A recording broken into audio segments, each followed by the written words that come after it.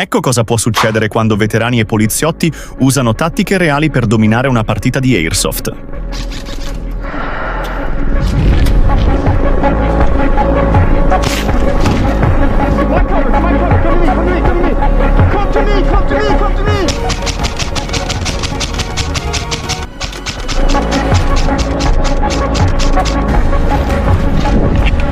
With you.